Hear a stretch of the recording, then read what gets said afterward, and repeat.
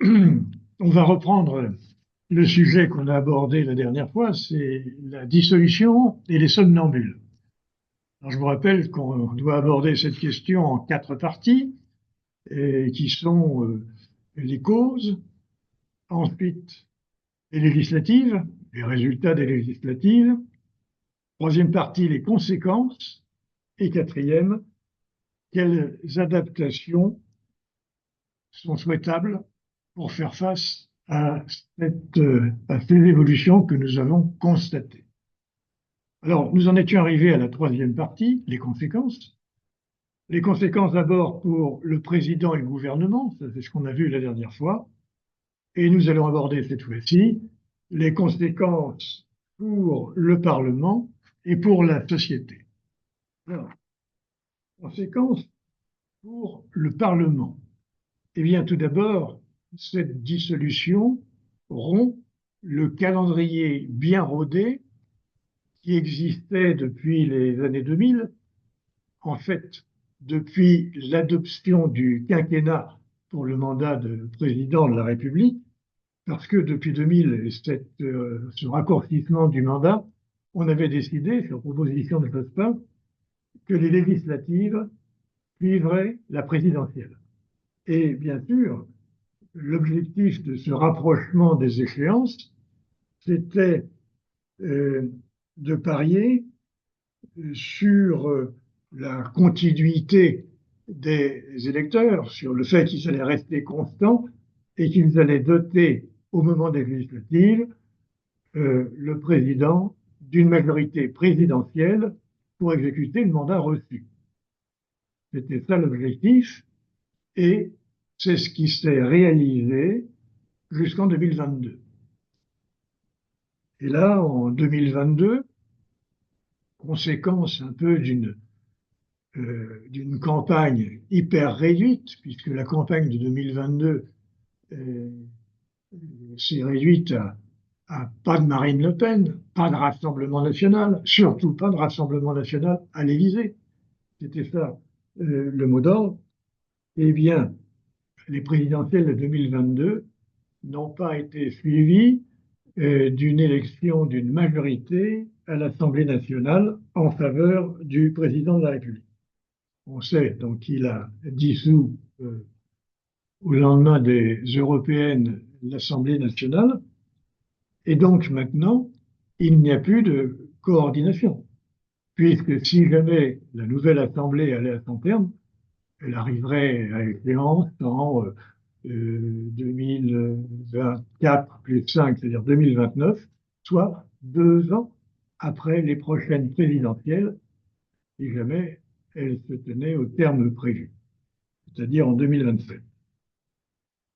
Alors, ceci étant, ce désajustement pourrait n'être que temporaire, parce qu'il suffit, comme l'a fait par exemple François Mitterrand en 1981, de dissoudre l'Assemblée nationale au lendemain des présidentielles pour demander aux électeurs d'être conséquents avec eux-mêmes et bien sûr de doter le président de la majorité souhaitée.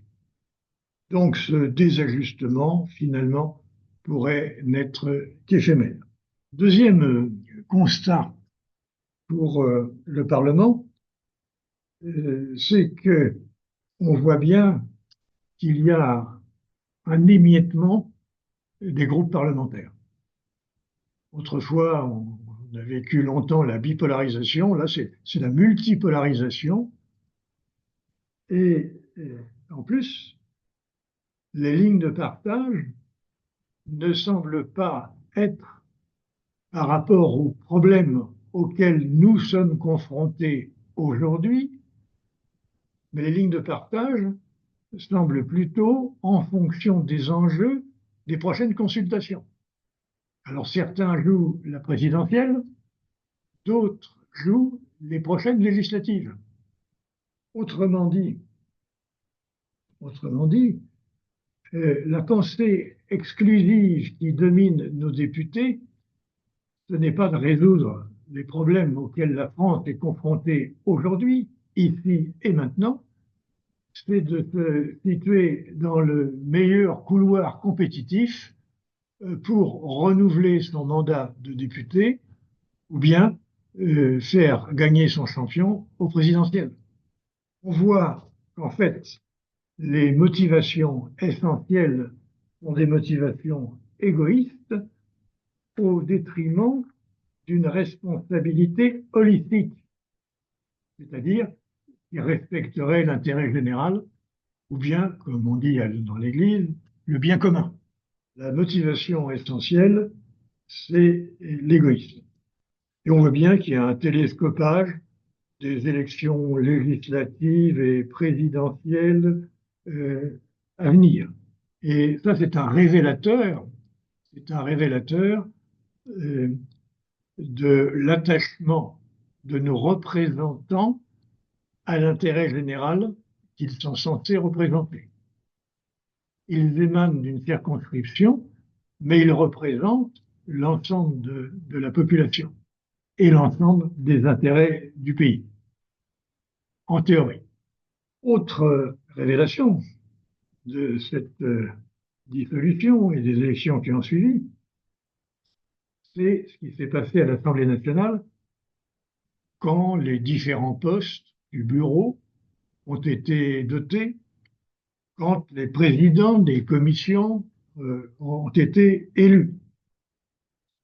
Eh bien, une majorité, une sorte d'arc républicain, a décidé d'exclure les pestiférés. Alors, qui sont les pestiférés? Eh bien, ce sont les membres du Rassemblement national.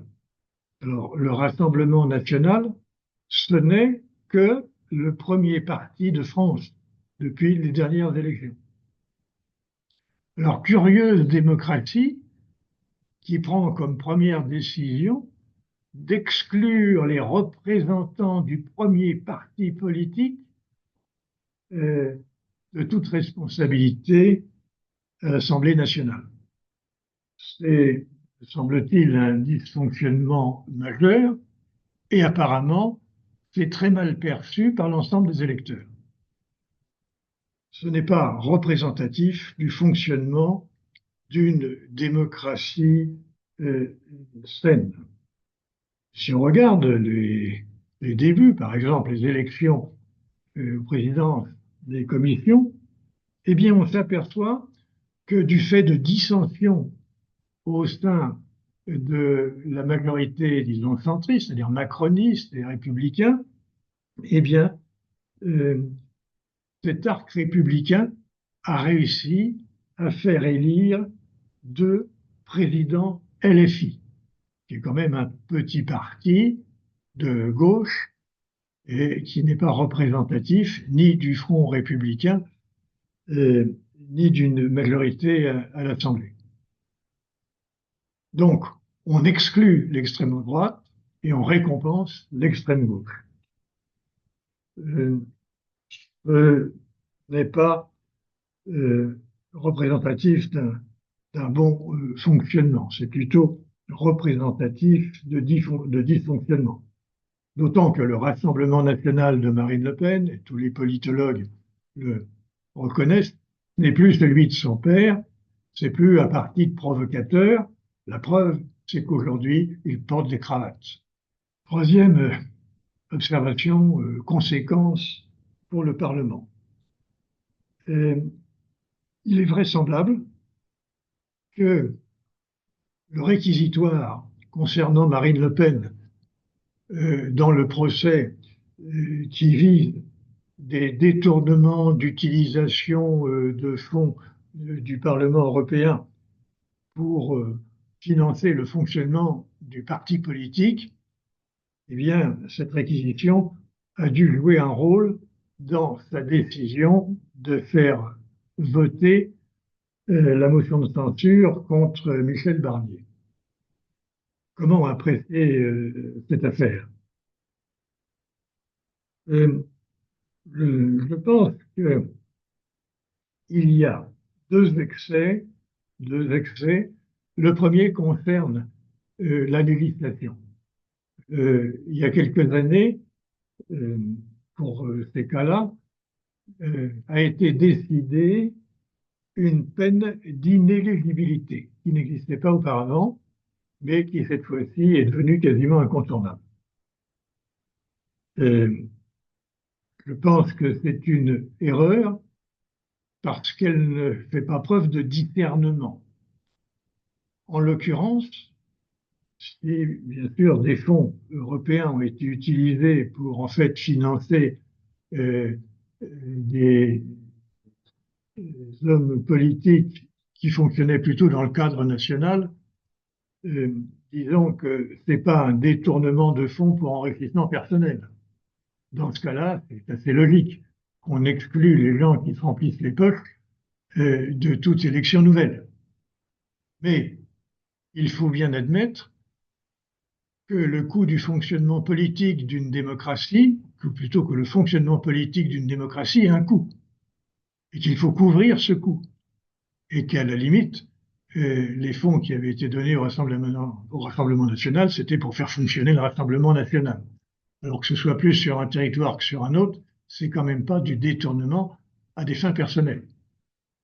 Et si jamais on se comparait aux États-Unis, regardez ce qui vient de se passer, les dépenses extraordinaires qui ont été effectuées par tous les candidats et notamment par Trump. Aux États-Unis, on ne compte pas. Il n'y a pas de limite. France, en Europe, il y a des limites.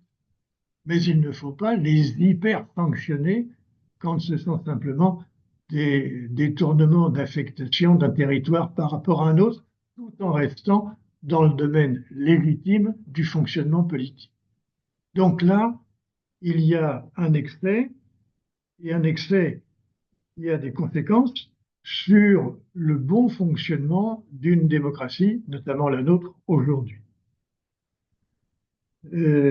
Deuxième observation à cette occasion, c'est que nos juges ont tendance à utiliser excessivement leur pouvoir pour perturber le bon fonctionnement politique. Nos juges ne sont pas d'une neutralité politique parfaite. Ils utilisent leur pouvoir, par exemple, pour torpiller la candidature de Fillon aux avant-dernières présidentielles en 2017. Jamais une procédure n'avait été aussi vite. Ils ont battu tous les records, avec, semble-t-il, comme objectif qu'ils ont atteint de torpiller la candidature de Fillon. Marine Le Pen, vous avez une demande d'exécution provisoire, c'est-à-dire d'anticipation sur une éventuelle décision d'appel qui n'était pas indispensable. Là aussi, il semble qu'il y ait une utilisation excessive. Que dire de Sarko, qui avait été mis sur écoute pour tout à fait autre chose entre lui-même et son avocat, donc c'est couvert en principe par le secret professionnel, et de l'exploitation qui n'en finit pas depuis des années. Donc, il y a, semble-t-il, un point d'interrogation et un point de vigilance. Ceci étant, puisque je parle des juges, il faut faire attention à l'autre mise en cause des juges, qui elle est tout à fait politique, lorsque ceux-ci ont tendance à se substituer aux hommes politiques élus. Et là, je fais référence, par exemple, à la question des migrations. Lorsque la France a voulu se doter de quotas, ou lorsqu'elle a voulu limiter, voire interdire les migrations pour regroupement familial, eh bien, le Conseil constitutionnel s'y est opposé. Il s'y est opposé non pas parce que la Constitution dit le contraire, mais parce que le préambule de la Constitution de la Ve République fait référence au préambule de la Constitution de 1946, au lendemain de la guerre, et comme elle était assez large, c'était l'époque des déclarations des droits de l'homme, la déclaration des droits de l'homme de l'ONU, c'est 48, c'est après le préambule de la Constitution. Donc, on a mis dans ce préambule beaucoup de choses. À la limite, il y en a trop, puisque le Conseil constitutionnel va chercher, dans ce manque de précision, le fondement de ses interventions bien au-delà de la Constitution.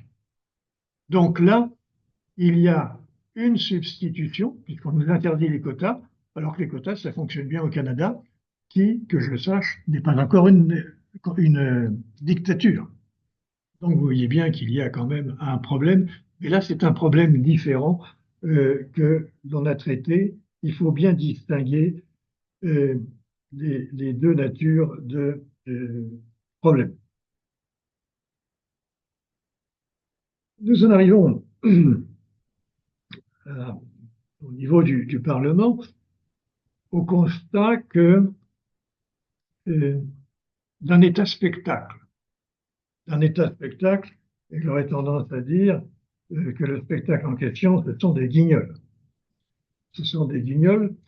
On n'a jamais autant eu de députés débraillés dans leur tenue, débraillés dans leur attitude et débraillés dans leur discours. C'est une sorte de décadence que nous vivons. L'Assemblée nationale, c'est le temple de l'éloquence. L'éloquence ne consiste pas à caresser dans le sens du poil. Jaurès et Clémenceau étaient plutôt vigoureux dans leurs attaques, mais ils ne descendaient pas au niveau auquel on descend aujourd'hui. Donc, il y a une décadence d'attitude, une décadence dans les discours et une décadence aussi dans les références aux écuries électorales, législatives ou présidentielles, plutôt que dans l'adhésion à un parti politique. La Ve République s'est épanouie avec, disons, un système bipartisan et à l'intérieur de chaque groupe ou parti, vous aviez des partis structurés. Il y avait des doctrines, des orientations et même parfois une discipline de comportement. Mais aujourd'hui, les partis au sein de l'Assemblée nationale ne jouent plus leur rôle. Et on voit des attitudes théâtrales, parce qu'elles ne restent pas que dans l'Assemblée. C'est vrai aussi sur la place publique.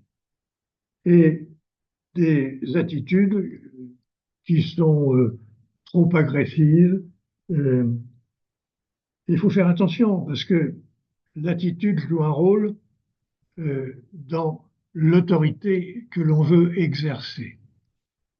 Je me souviens, avant de partir, une jeune femme était venue me voir en me posant la question, est-ce que je peux espérer devenir un jour directeur ou directrice générale?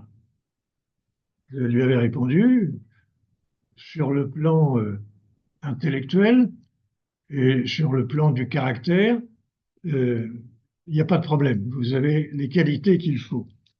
Ceci étant, attention, ne vous complaisez pas dans votre comportement actuel qui ne vous permettra pas d'acquérir une autorité sur les personnes que vous aurez à diriger.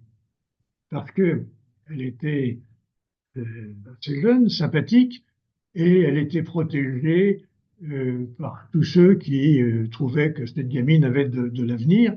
Ils avaient avec elle des relations, disons, paternelles, de protection, ils la cajolaient. C'est pas comme ça qu'on s'apprête à exercer une autorité. D'autre part, je lui ai dit, ayez des décolletés moins généreux. C'est pas désagréable, mais il ne faut pas que les hommes n'aient comme première pensée que de vous mettre dans leur lit. Hein. Si vous voulez exercer une autorité, vous faut être plus discret. Il y a toute une attitude à avoir. Et il faut faire attention, cette attitude ne naît pas spontanément et soudainement. Il faut la préparer, surtout si elle n'est pas naturelle. Hein, ça s'acquiert.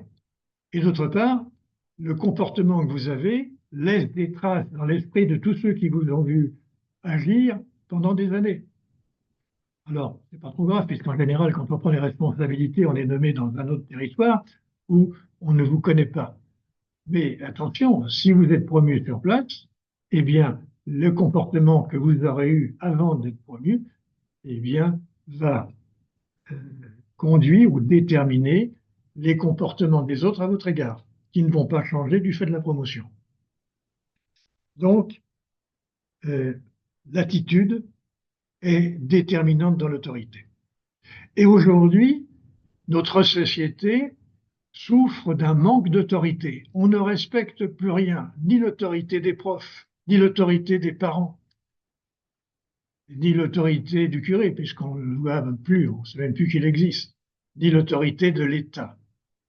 Donc nous avons un déficit important d'autorité et on a besoin que ceux qui souhaitent l'exercer, eh bien, en prennent les moyens. État spectacle, oui, c'était le titre d'un bouquin de Schwarzenberg qui a disparu depuis longtemps, mais justement, si on doit se donner en spectacle, eh bien, il faut s'y préparer. Malheureusement, il n'y a pas de conservatoire pour les hommes politiques. Je parle au sens théâtral du terme, il ne s'agit pas de conserver les bons hommes, il s'agit de les préparer à exercer convenablement leurs responsabilités.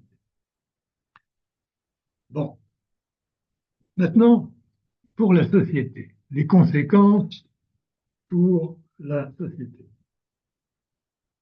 Eh bien, on voit qu'effectivement, il y a un rôle de plus en plus important à l'Assemblée nationale pour LFI et le Rassemblement national. Mais ce sont des partis extrémistes.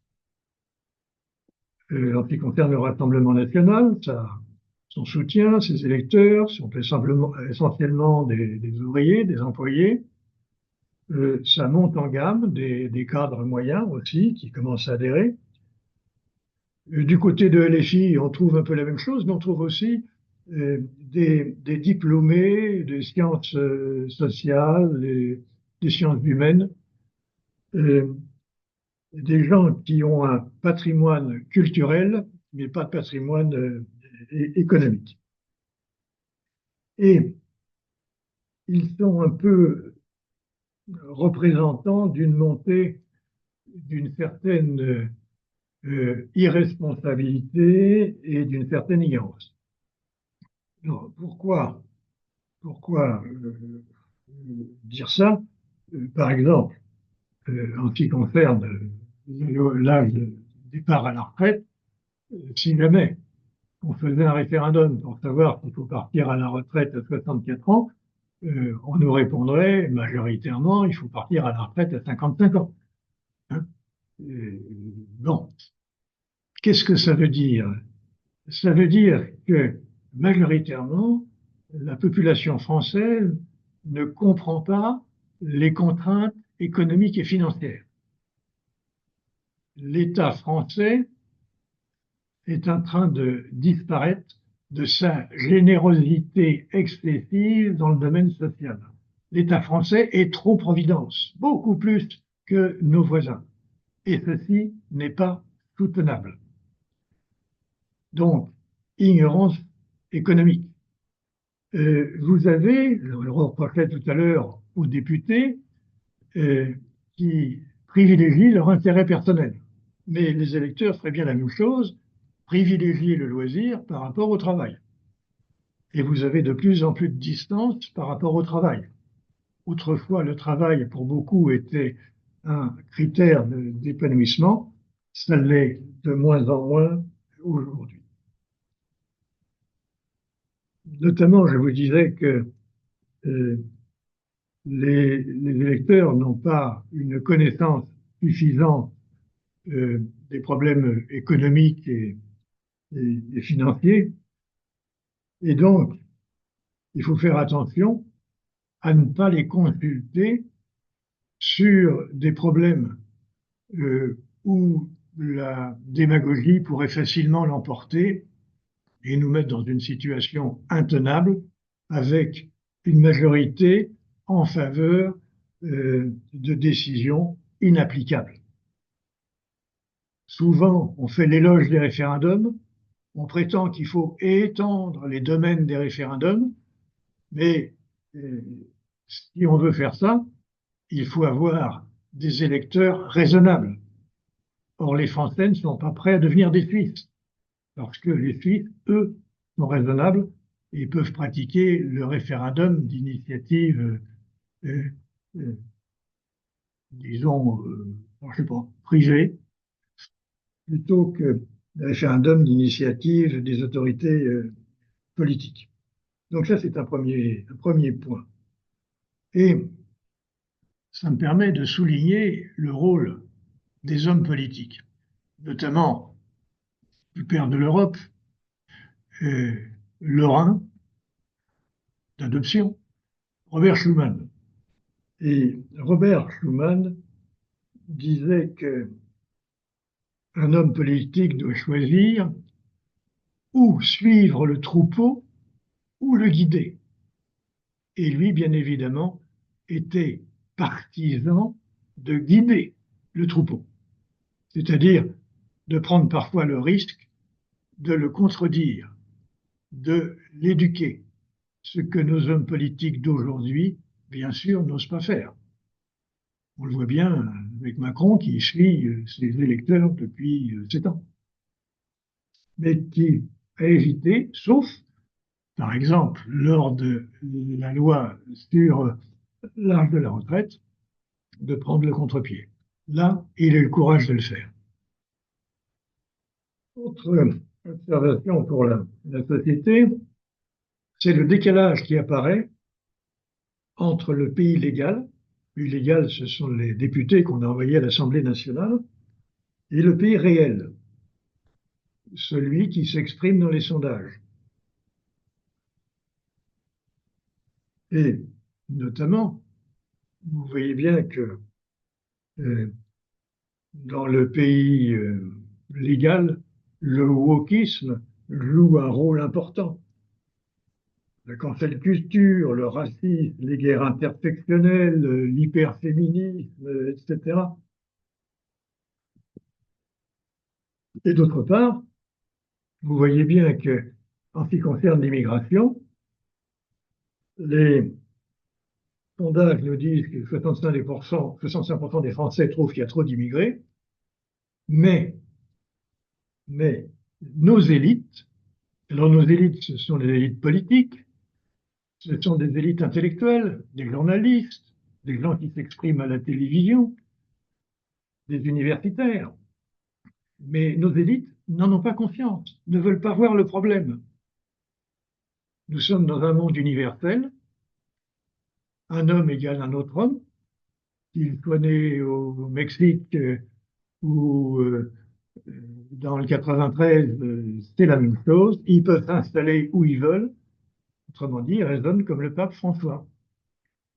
Sauf que le pape François ne dirige pas un pays. Donc vous voyez bien que nos élites sont cosmopolites. Mais la plupart des peuples sont enracinés. David Goudart l'a dit, vous avez les Anywhere, cosmopolites, et les Somewhere, ceux qui sont enracinés. Et les Anywhere ne veulent pas écouter les Somewhere, c'est ce qu'on appelle le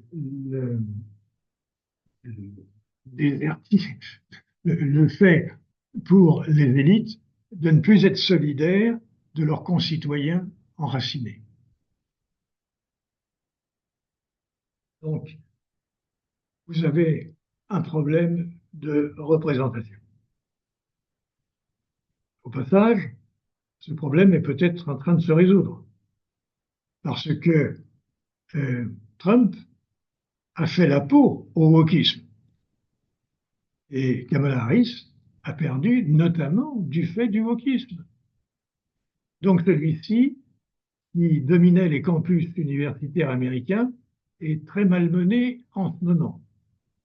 Et il est à la source de la perte de pouvoir des démocrates. Ceci n'est pas sans conséquence, me semble-t-il, sur le wokisme en France. qui avait commencé d'ailleurs à faire des dégâts. Par exemple, au sein de Normal Sup, quasiment la plus grande école française qui est entre les mains euh, des fautistes de service. Hein. Ils ont viré Keppel pour remplacer par des cours sur justement ces sujets-là. C'est dramatique sur le plan intellectuel. Vous avez eu la même chose à Sciences Po Paris, qui avait été précédé d'ailleurs par Sciences Po Grenoble. C'est le bordel à Grenoble depuis plusieurs années.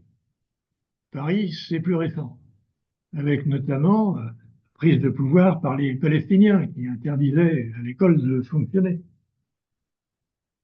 Bon, donc vous avez quelques problèmes pour la société.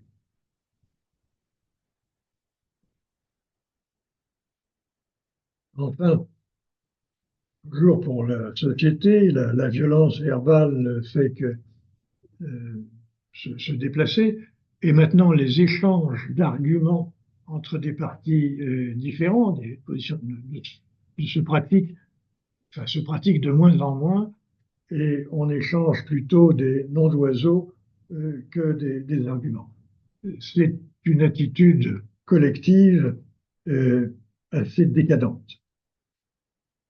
Et il me semble absolument souhaitable de retrouver les moyens de rétablir un dialogue, alors au sein de la société, bien sûr, mais aussi au sein du Parlement, dialogue qui pourrait déboucher sur des compromis, ce que fait en permanence le Parlement européen. La majorité, c'est une majorité de coalition, un compromis. PPE, les syndicats, les sociaux-démocrates et puis Renew. Hein.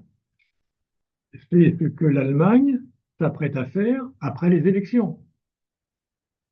Le parti majoritaire a recueilli 28% des suffrages. Ce n'est pas suffisant pour faire une majorité euh, au Bundestag.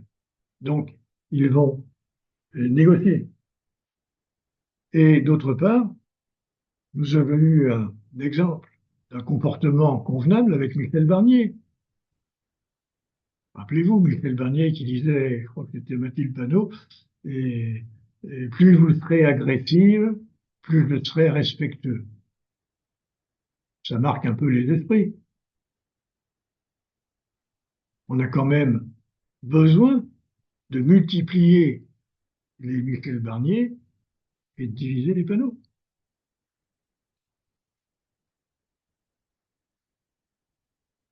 Dernier point, je me souviens du titre d'un article, une interrogation, la politesse est-elle de droite? Bon, vous voyez bien l'arrière-pensée de celui qui pose la question. Je serais posé par LFI, je ne serais pas surpris. Donc, il faut faire attention à ces dérives de société qui conduisent beaucoup de personnes à prendre de la distance par rapport à la politique. Dépolitisation, abstention et montée excessive des affects en politique qui conduit à multiplier les partis protestataires au détriment des partis de gouvernement, de ceux qui rassemblent du monde et qui définissent des orientations pour le pays, qui s'y tiennent dans la durée et qui soutiennent, lorsqu'ils accèdent au pouvoir, la réalisation de ce qu'ils ont proposé. Autrement dit, il serait éminemment souhaitable que le cerveau gauche, celui qui est rationnel, de la raison, se développe au détriment du cerveau droit qui a tendance à devenir dictatorial. C'est le centre des passions. Et encore, s'il y a un cerveau, parce que parfois on peut en douter. Voilà, on a terminé cette troisième partie sur les conséquences. Donc, je vais vous passer la parole pour vous exprimer sur ce que je viens d'évoquer avant qu'on attaque la dernière partie.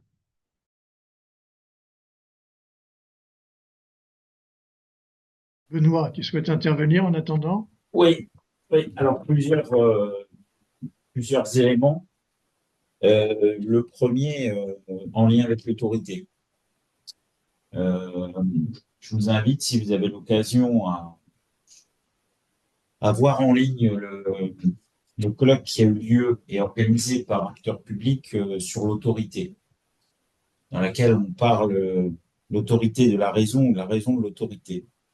Effectivement, à partir du moment où certains acteurs qui étaient détenteurs de l'autorité, qu'elle soit dans la plus petite cellule de la société, c'est-à-dire dans la famille, jusque dans le plus haut niveau. À partir du moment où cette autorité, effectivement, n'est plus exercée, on va dire, elle crée des déséquilibres. Bon, c'est un constat, mais je pense que cette question d'autorité à tous les niveaux, et je parle bien de la plus petite cellule de la société, c'est-à-dire la famille, jusqu'au plus haut niveau de décision, à mon avis, elle est centrale. Euh, Ensuite, la deuxième chose, c'est par rapport à la question de la justice et des normes. Alors, on voit bien aujourd'hui qu'à travers ce qui se passe au niveau international, certains agissent très vite et parfois en s'asseyant sur, on va dire, la norme ou le droit. Alors, qu'est-ce qu'on peut en dire? On peut dire que c'est pas bien, ou on peut peut-être aussi avoir une remise en cause en se disant que, à force de trop normaliser, finalement, on réduit sa capacité d'action. Et l'excès de normes peut être négatif.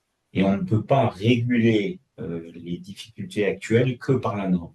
Et c'est peut-être aussi un moyen de dire on a une remise en cause à faire de notre côté, c'est-à-dire au niveau des pays du vieux continent. Moins de normes. Il y a peut-être un sujet là-dessus, se dire qu'on ne peut pas aujourd'hui, dans un nouveau contexte, tout normaliser à l'extrême. C'est un sujet. Ensuite, sur la question de la culture économique. Alors, effectivement, quand on voit certaines discussions qui peuvent y avoir, beaucoup semblent ignorer que finalement, les services, dans leur ensemble, les services, qu'ils soient privés, publics, etc., qui peuvent être déployés dans un pays, sont quand même proportionnels au PIB du pays et au PIB par habitant. Ça paraît évident, mais il faut encore le rappeler. Alors, quand on parle de certains sujets comme la gratuité de certains services, ça peut être les transports, mais d'autres, il faut savoir quand même que cette gratuité ou pas, elle est effectivement financée ou finançable lorsque le pays en a les moyens. Et on voit bien ce qui se passe en Europe quand on voit des pays comme le Luxembourg, les pays du Sud ou les pays du Nord, on voit bien qu'on ne part pas d'une situation identique. Et donc, ça aussi, c'est important de le savoir. Effectivement, en fonction du niveau de richesse produite, on peut, y compris bien évidemment gagner de l'argent, mais aussi se payer des services. Et je parle bien des services au sens large. Ensuite, concernant la question du rôle des hommes politiques et aujourd'hui la capacité à, comment dire, à prendre des décisions et à guider. Alors moi, je dirais qu'il y a quand même une chose qui aujourd'hui, moi, m'interroge, c'est que sur un certain nombre de sujets, on donne peut-être pas suffisamment de perspectives. Je m'explique. Quand on dit sur un sujet, bon, vous allez avoir moins, mais on vous donne pas des perspectives où vous pourriez, du fait de votre autonomie, récupérer quelque chose de part et d'autre, il faut pas s'attendre à ce que le mouton se laisse tondre tout doucement. Non. À la rigueur, il faut au moins lui donner une opportunité de se refaire, entre guillemets, sur autre chose. Et si on prend le sujet, par exemple, des retraites, je pense qu'aujourd'hui, ce qui manque dans la manière dont il est abordé, c'est effectivement la nécessité d'une refonte, mais de l'autre côté, de redonner des perspectives. Et redonner des perspectives, c'est redonner des marges de manœuvre aux individus. Et c'est de dire peut-être, vous allez perdre d'un côté, mais vous allez gagner en, en liberté de l'autre côté. Voilà. Je pense que par rapport à ça, poser le sujet comme ça, c'est toujours plus intéressant que de dire finalement vous allez avoir moins qu'avant. Et pourquoi ça pose problème? Parce qu'on a aussi été dans une époque où on a habitué toujours à donner un petit peu plus finalement pour avoir tranquillement, on va dire, la paix. Sauf que aujourd'hui, on ne peut plus la financer. Donc, je pense que par rapport à ça, il y a une nouvelle approche à avoir. Qu'est-ce qu'on gagne d'un côté et qu'est-ce qu'on perd de l'autre, mais ne pas parler que de voilà ce que l'on perd, sachant qu'il faut pouvoir donner des perspectives de l'autre côté. Voilà ce que je voulais dire par rapport au constat. Je suis assez d'accord sur le constat d'ensemble que vous avez, vous avez fait, ainsi que sur les remarques faites par Benoît. Moi, j'aurais quelques commentaires à apporter sur la notion de référendum. Je vous suis tout à fait. C'est comme sur la proportion pour les élections. On a l'impression que quand les gens vous sortent ça, ils ont sorti la panacée et que ça va résoudre tous les problèmes. C'est une aberration. Le référendum, si les gens ne sont pas formés pour, comment dire, j'ose pas dire réfléchir, mais donner une opinion sensée, concertée sur les sujets évoqués, c'est comme, je voudrais pas être trivial, hein, mais c'est comme donner un couteau à une poule. Hein. Quand Mitterrand a fait passer la loi sur la fin des exécutions, la peine de mort, il n'a pas fait un référendum là-dessus, parce qu'il aurait perdu hein, à l'époque. Donc, comme vous dites, il a guidé, il n'a pas suivi. Hein. Dieu sait que je ne suis pas d'accord avec beaucoup des choix qu'il a fait, mais il s'est montré un homme politique sur cette décision. Donc le référendum, c'est quelque chose d'important, mais il faut avoir une population qui ait été éduquée pour ça. Et comme vous le dites, les Français sont des gens qui ont été complètement assistés, et donc ils votent contre pour dire qu'ils ne sont pas d'accord, mais ils ne voteront jamais pour quelque chose. Ça, c'est un fait acquis et pour encore un certain temps, malheureusement.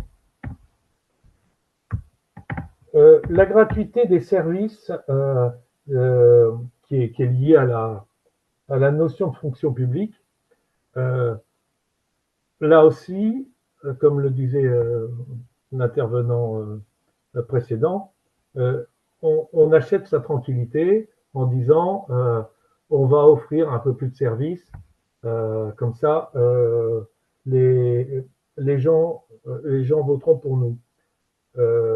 Oui, mais qui dit un service n'est jamais gratuit, ça veut dire qu'on paye ailleurs, hein, soit par des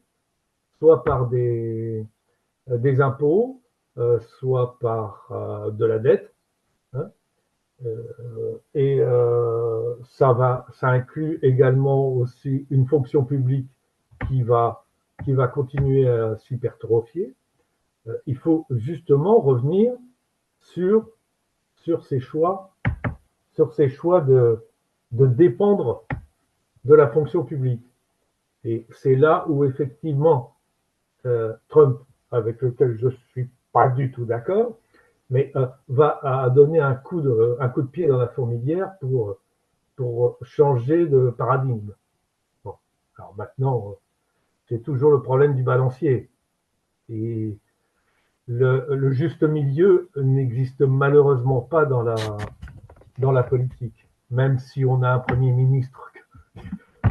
Bon, enfin.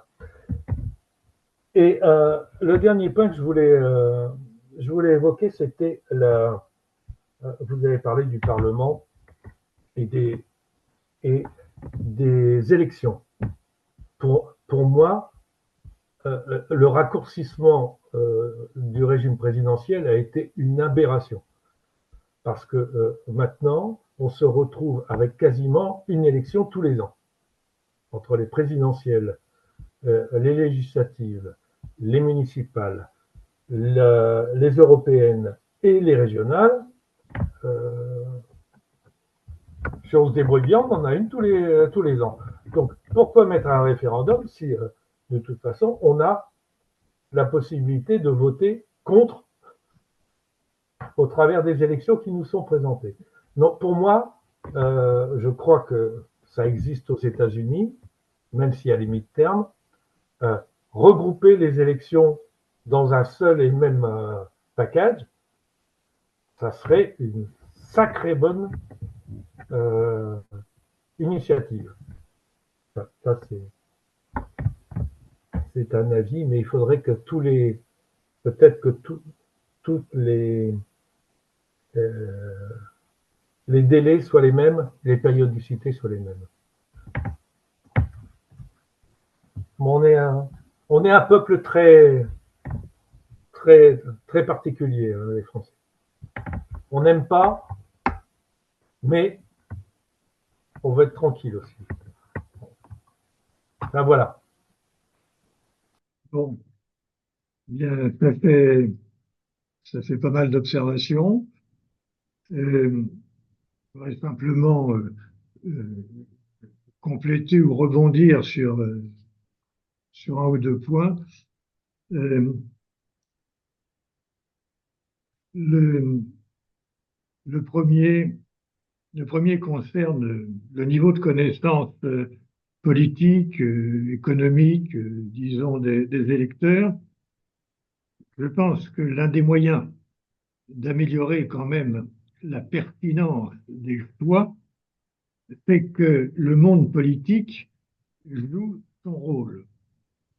Et notamment, les partis politiques sont là pour favoriser l'expression des suffrages. C'est à peu près ce que dit la Constitution. Donc, il faut que ces partis politiques jouent leur rôle. Le premier rôle, c'est d'identifier les problèmes à résoudre, les problèmes auxquels nous sommes confrontés. Or, est-ce qu'on peut dire que les dernières européennes ont permis d'étudier les problèmes auxquels l'Union européenne est confrontée? La guerre en Ukraine, par exemple, la nécessité d'une défense européenne. Je pense qu'on n'a pas tout à fait identifié les vrais problèmes de l'Europe. Je pense qu'on n'a pas non plus identifié les vrais problèmes de la France lors des dernières législatives. Il fallait tailler une croupière à Marine Le Pen, c'est à peu près tout. Mais les problèmes auxquels nous sommes confrontés, qui sont toujours là, n'ont pas été évoqués. Donc, si on veut que le peuple se prononce, il faut mettre sous son nez les vrais problèmes majeurs du moment. Première chose. Et deuxièmement, il faut structurer la campagne, non pas sur les costumes de Fillon, sur l'affectation des fonds du Rassemblement national, mais structurée sur des arguments concernant les problèmes à résoudre. Est-ce qu'on continue de s'en remettre totalement aux États-Unis pour la défense européenne? Auquel cas, bien sûr, le président américain va imposer ses volontés dans tous les domaines, puisque c'est la contrepartie de ce qu'il prend en charge. Ou est-ce que ce que préconise la France depuis longtemps, c'est-à-dire une défense autonome, aller vers une souveraineté commune, est-ce que c'est ça qu'il faut prendre en considération?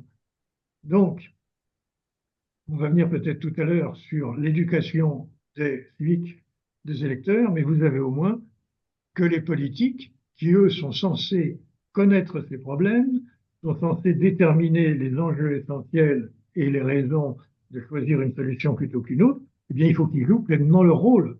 Ça n'a pas été le cas au cours des européennes, ni au cours des législatives, ni même au cours de la présidentielle de 2022. C'est une des raisons de ce qui s'est passé après. Deuxième chose en matière d'élection, ce qui est important, c'est de respecter la nature des élections. Les européennes, c'est fait pour choisir des eurodéputés. C'est pas fait pour renvoyer Macron dans ses foyers. On a transformé les européennes en question de confiance pour le président. Pas le cas, pas fait pour ça.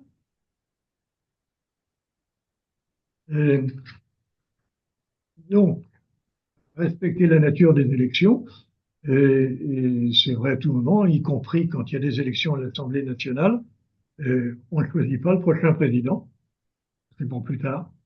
Donc, il faut se déterminer par rapport aux problèmes actuels aujourd'hui. Donc, faire attention à ça, d'autant que, en matière de référendum, vous connaissez le défaut français, c'est de transformer les référendums en plébiscites, c'est-à-dire qu'on ne répond pas à la question posée, mais à celui qui pose la question. C'est pas nouveau, c'est comme ça que De Gaulle est parti en 69. La France n'a pas condamné la décentralisation et s'est débarrassée de son président. Bon. Donc, il faut faire attention à ça, parce que cette dérive est très commune dans notre pays. Donc, voilà, on va s'arrêter un peu sur ces échanges, et recommencer d'attaquer la partie suivante, et puis on aura une interruption dans une dizaine de minutes, parce qu'on arrive aux limites du temps imparti. Alors maintenant, quatrième point, c'est les adaptations souhaitables à ces évolutions constatées. Qu'est-ce qu'il faut faire pour qu'on sorte de notre problème actuel? J'avais dit en introduction, la France connaît des problèmes économiques depuis longtemps, mais maintenant, en plus, elle rajoute des problèmes politiques. Instabilité, d'une part, et puis impossibilité de prendre des décisions, d'autre part. Alors la première adaptation serait une adaptation institutionnelle. Je commence par celle-ci, puisque tout le monde en parle, et à la limite ne voit que des adaptations institutionnelles en omettant les autres. Et la première, qui me semble souhaitable d'adopter, bien que rarement proposée, c'est d'adopter une censure constructive comme en Allemagne. C'est-à-dire, vous ne pouvez renverser un gouvernement que si vous proposez un gouvernement de substitution avec la majorité qui va avec. Ce qu'on n'a pas fait sous la 4e République, et on voit bien les problèmes avec Barnier, peut-être Bayrou, à tout moment il pourrait disparaître, alors que si on avait le principe à l'allemande, eh bien, le gouvernement pourrait être renversé, à condition, bien évidemment, d'avoir un gouvernement de substitution pour que le pays soit toujours dirigé. C'est une question de stabilité. Bon, cette proposition me semble à généraliser et être adoptée au plus vite. Deuxième chose, ce serait d'assouplir le non-cumul des mandats. Pourquoi? Parce que on s'aperçoit qu'on avait des intentions lorsque cette mesure était adoptée et que finalement, il y a des inconvénients au non-cumul des mandats. C'est-à-dire qu'on enferme chacun dans sa spécialité. Vous traitez soit des problèmes nationaux, soit des problèmes régionaux, soit des problèmes locaux, mais il n'y a plus guère de communication entre les différents étages de ce qui structure l'appareil de fonctionnement du pays. C'est-à-dire à la fois l'administration et surtout à chaque niveau les autorités politiques. Vous avez les conseils municipaux, conseils régionaux, de grandes régions, etc. Donc, il serait souhaitable de rétablir, parce qu'on s'aperçoit qu'on a enfermé dans des microcosmes beaucoup trop nos hommes politiques. Et si jamais, on va en parler, nous adoptons la proportionnelle, il faut voir la première conséquence de la proportionnelle. Aujourd'hui, dans une circonscription limitée, géographiquement limitée, vous votez pour quelqu'un que vous connaissez. Lorsque on aura adopté la proportionnelle, par exemple, au niveau national, les listes et surtout les noms qui sont retenus et le classement des listes seront établis par des professionnels de la politique, des gens qui sont à Paris. Et pas du tout, les gens, vous ne voterez pas pour un député que vous connaissez, vous voterez pour une liste, et en fait, les gens élus seront déterminés par les états-majors politiques parisiens. Donc voilà ce qui va se passer, se produire. Donc, nous avons intérêt à ne pas éloigner encore les députés des circonscriptions locales, puisqu'ils seront choisis en fait par des fonctionnaires des partis politiques nationaux. Ils seront encore plus loin que ne sont les députés aujourd'hui. Donc il est éminemment souhaitable que ces gens-là se retrouvent au niveau municipal, au niveau régional, au niveau départemental, pour qu'au moins on les connaisse et qu'on puisse les interpeller. Il y ait un dialogue possible entre les électeurs et les élus. Alors qu'avec une proportionnelle, il n'y aura plus de dialogue possible. C'est une raison supplémentaire pour aller dans cette direction. Avant d'aller plus loin, vous avez Bayrou qui était un peu dans cette direction en se rendant au conseil municipal de Pau. Alors là, une explication, c'est une façon de poser le problème beaucoup plus que par une suggestion comme je viens de le faire. Tout le monde voit le Premier ministre prendre son avion pour aller à Pau. Donc, c'est un coup de communication. Hein, c'est fait pour ça d'ailleurs. Donc, il a posé le problème de cette façon-là. C'est peut-être pas la meilleure façon. C'est pas la meilleure façon parce que, à la limite, il était sollicité aussi par Mayotte. Donc, fallait-il arbitrer en faveur de Pau contre Mayotte? Mais, soyons clairs aussi, tout ça, c'est de la com. À l'époque où il a fait ça, sa priorité, c'était de constituer un gouvernement. Donc, à la limite, sa priorité, c'était Paris. C'était pas d'aller se montrer à droite ou à gauche, comme c'est devenu une absolue nécessité. Il faut que les hommes politiques, et se promener devant les caméras, aillent serrer des mains pour qu'on dise qu'ils assument leurs responsabilités. Il y a manifestement trop de cinéma et auquel on sacrifie trop facilement, trop souvent, y compris dans les commémorations tous azimuts ou dans les panthéonisations. On n'a jamais eu, bientôt le Panthéon ne sera pas assez grand pour accueillir toutes les opportunités du président de se manifester. Donc, vous voyez, attention à l'excès de communication qui est en train de pervertir notre fonctionnement politique. Alors, dans les propositions, j'en arrive aux adaptations institutionnelles. La troisième consisterait à généraliser le retour d'expérience. C'est ce qui permettrait de revoir le non-cumul des mandats, hein, et de voir quelles décisions on a pu prendre dans le passé et il convient de faire comme modification pour améliorer les choses. Mais ce retour d'expérience devrait être le domaine d'excellence de l'Assemblée nationale. Les députés sont là pour voir comment les décisions prises sont exécutées et si on atteint les objectifs que l'on s'était proposés lorsqu'on a pris les décisions. Et à partir de là, de cette analyse, proposer les corrections, des moyens à mettre en œuvre en maintenant, voire en corrigeant, les objectifs initiaux. Ça permettrait d'améliorer le dialogue entre nos représentants et les représentés. pour voir ce qui se passe effectivement dans la réalité. Et d'autre part, ça permettrait de simplifier le droit français. Quand on regarde les codes d'Alloz, du droit pénal, du droit civil, du droit commercial, du droit social, eh bien, d'année en année, ça pèse de plus en plus lourd. Est-ce pour autant que la France est mieux gouvernée? Parce que on cumule sans jamais faire disparaître des lois qui sont devenues partiellement obsolètes. Et de temps en temps, comme aujourd'hui au niveau européen, on se dit, mais bien sûr, il faut un choc de simplification.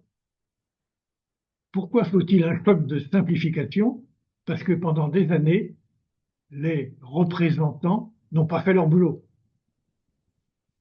Leur boulot, c'est quand même de faire l'analyse critique de l'application de ce qu'ils ont décidé et d'alléger.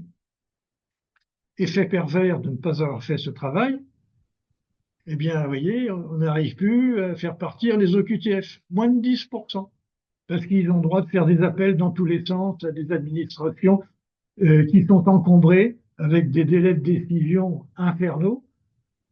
Et à la limite, l'Algérie bloque un petit peu la récupération de ses représentants, mais nous ne sommes pas capables non plus d'imposer, avec le droit de notre côté, l'application de certaines décisions. Donc, je pense que la généralisation du retour d'expérience permettrait de valoriser le Parlement. Alors bien sûr, il faudra lui en donner les moyens. Il semblerait que le Parlement français ait beaucoup moins de moyens en termes, disons, d'administratif que le Parlement allemand. Hein, si on leur demande d'exercer une responsabilité, il faut qu'ils aient les moyens de le faire. Mais à la limite, ce serait aussi une façon d'exiger de nos représentants qu'ils acquièrent des connaissances, qu'ils acquièrent de l'expérience, lesquelles pourraient se manifester en commission par du travail et non pas en assemblée plénière en représentation. C'est la même chose. Quatrième point, ce serait de... alors, dans les... pourrait être revu, vous avez le problème des juges, vous avez la durée du mandat de président de 5 ans. J'ai vu à certains moments et assez fréquemment qu'on veut faire la guerre au 49-3, alors que c'est l'un des moyens de continuer à prendre des décisions, même quand il n'y a plus de majorité parlementaire. Et c'est un des moyens qui nous reste. Et vous avez des gens qui voudraient le faire disparaître, surtout pas. Mais ça fait partie des points que l'on pourrait étudier dans ce cadre-là.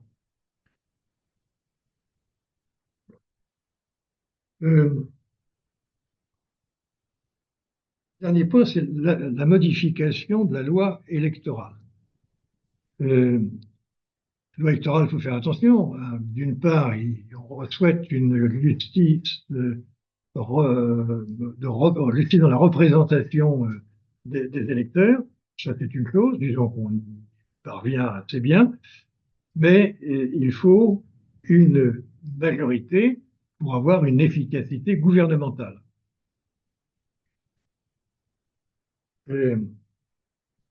Alors, si jamais on va vers une proportionnelle, la seule chose dont on peut être sûr, c'est que la proportionnelle ne produit pas de majorité. Si elle est proportionnelle au niveau national, il n'y a pas de majorité. On le voit bien, le premier parti, c'est le Rassemblement national. Il a une majorité relative et pas absolue. Donc, pour passer à la majorité absolue, il faut absolument une coalition. Ce serait une révolution culturelle pour les Français. Ils ne savent pas tellement faire des coalitions. Alors bien sûr, il y en a eu, Giscard était bien plus près du RPR, bon, il n'y avait pas tellement de choix, mais excepté ces moments-là, sous la quatrième, on a eu énormément de problèmes pour avoir des coalitions stables et durables. La France n'y est pas parvenue. La durée moyenne d'un gouvernement sous la quatrième, c'était 7 mois. Pompidou a fait 5 ans. Fillon aussi. Donc, si on va vers la proportionnelle, on change les règles du jeu. Ça veut dire un changement d'attitude très important, fondamental, à obtenir du côté de nos députés. Et on voit en ce moment qu'ils n'en sont pas capables. Et à la limite, ça risque d'être les mêmes. Alors, je ne suis pas sûr que l'Esprit Saint descende suffisamment rapidement pour éclairer les esprits et les comportements. Attention, ce serait une révolution assez importante. Alors bien sûr, on peut moduler ça.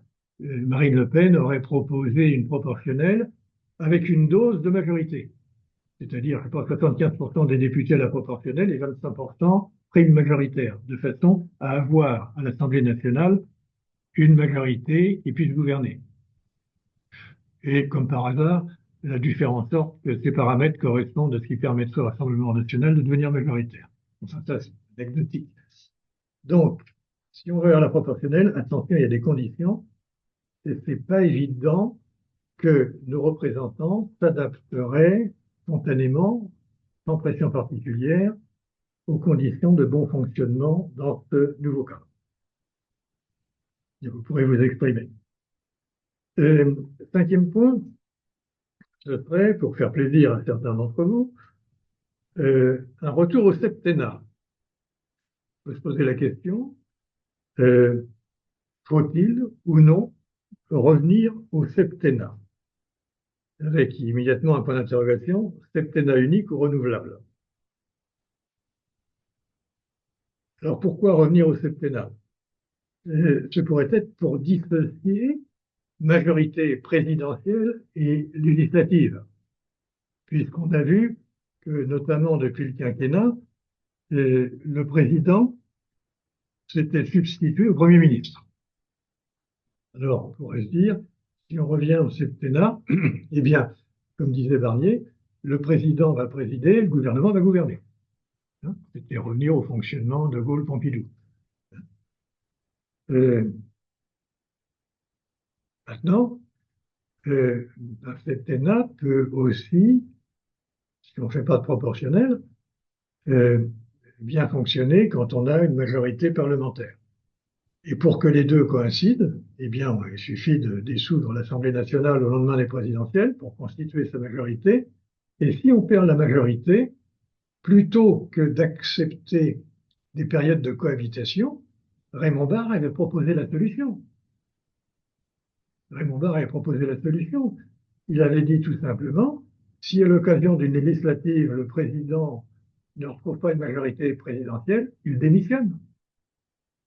Et comme ça, les Français tranchent. Qu'est-ce qu'ils veulent? Est-ce qu'ils veulent une majorité présidentielle conforme à la majorité législative? Là, ils choisissent leur président. Ou est-ce qu'ils veulent une majorité législative conforme à la majorité présidentielle? Il suffit au nouveau président de dissoudre et d'obtenir la majorité qu'il demandait. Vous voyez, on a trop vite enterré, me semble-t-il, cette interprétation de la Constitution de Raymond Barre qui était conforme à la pratique du général de Gaulle. Bon, je ne vais pas plus loin, mais voilà des propositions qui mériteraient d'être discutées par des constitutionnalistes, par des politologues, pour être présentées. Bien sûr, si on veut faire ça, il faut une nouvelle majorité au Congrès, parce que c'est une réforme constitutionnelle. Donc c'est pas aujourd'hui qu'on peut faire ça. Mais ça permettrait de présenter, de rechercher une solution, puisque on a vu qu'on était passé depuis les 5 ans à une cinquième bis qui, en fait, ne donne pas satisfaction compte tenu de l'évolution sociologique du corps électoral. C'est ça le problème. Il n'y a plus de correspondance entre les deux. Bon, donc l'objectif, c'est de redonner de la hauteur de vue au président et de laisser le gouvernement gouverner selon l'article 20. Faudrait-il un mandat renouvelable ou pas? Si le mandat n'est pas renouvelable, euh, ça permet de se soustraire à la tentation électorale. Parce que si le mandat est renouvelable, il est évident qu'il sera exercé pour permettre la réélection de son titulaire. Donc, de faire un peu de démagogie. Et on a vu que la démagogie conduisait la France au plan économique là où elle en est aujourd'hui. Donc ça, ce n'est pas souhaitable.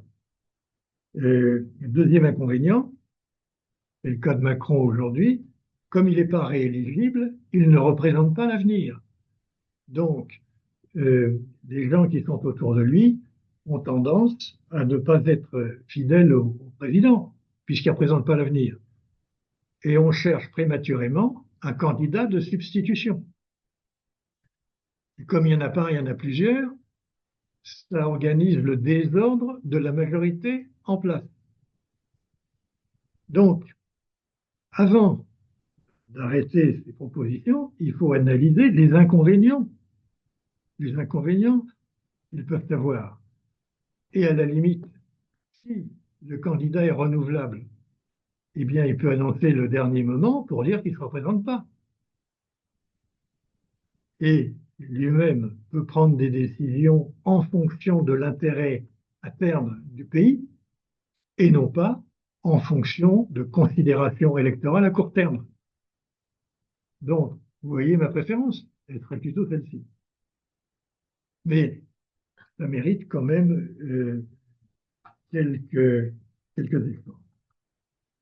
Enfin, le général de Gaulle avait dit ce cher et vieux pays quand il était revenu au pouvoir. Qu'est-ce que ça veut dire derrière ça? Ça veut dire que je pense qu'il ne faut pas que nous recherchions un modèle de fonctionnement éternel, intemporel. Il suffit que ce modèle de fonctionnement fasse preuve d'une assez forte inertie pour ne pas être changé tous les 4 matins, mais il faut absolument que nos institutions s'adaptent à l'évolution sociologique de nos électeurs. Alors, est-ce que nous sommes face à un bilatéralisme? C'était avant. Aujourd'hui, ce serait plutôt un trilatéralisme, plutôt après-demain un multilatéralisme, peu importe. Ce qu'il faut, c'est que nos institutions soient adaptées à l'évolution du pays et qu'on ne cherche pas à maintenir des institutions qui seraient surannées par rapport à ce que ce cher et vieux pays est devenu.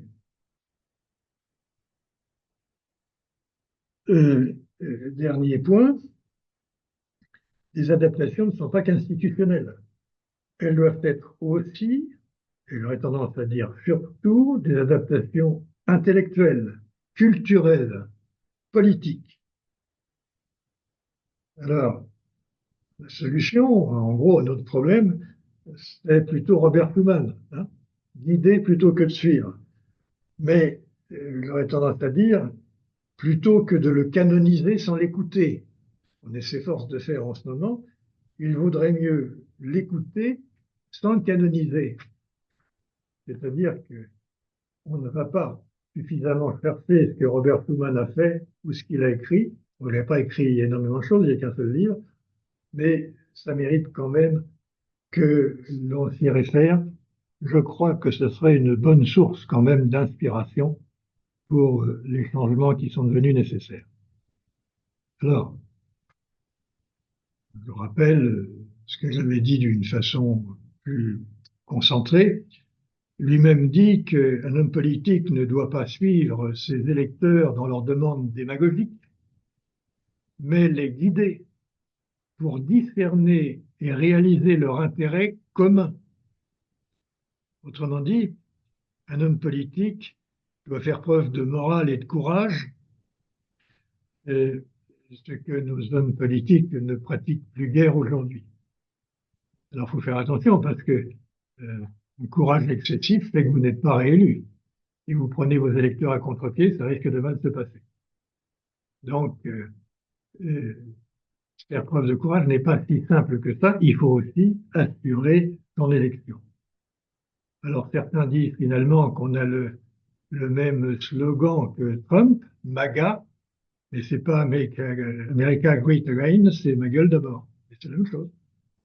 Et c'est ce que l'on constate malheureusement aujourd'hui.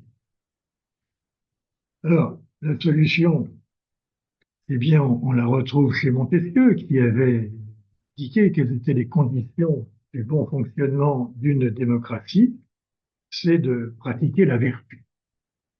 Et la vertu, il la définissait en disant, c'est de faire passer l'intérêt collectif, l'intérêt commun, avant son intérêt personnel. Bon, sans aller jusque-là, ça veut dire qu'il ne faut quand même pas abandonner l'intérêt commun. Alors, c'est vrai pour les hommes politiques, je viens d'en parler, mais n'oublions pas le rôle de l'intelligentsia. Hein, euh, la trahison des clercs de Julien Benda, vous voyez, c'est entre les deux guerres. Autrement dit, c'est pas d'aujourd'hui qu'on découvre le rôle des influenceurs qui étaient les intellectuels, les clercs à l'époque. Et on s'aperçoit que dans les élites qui inspirent la vie politique, les journalistes, les universitaires, les intellectuels, les influenceurs jouent un rôle important. Donc, il ne faut pas l'oublier et il faudra avoir des exigences à leur égard. Donc, on dirait aujourd'hui le Conseil d'État des exigences par agence interposée, puisque on vient d'interdire d'antenne la 8, elle va disparaître dans quelques jours.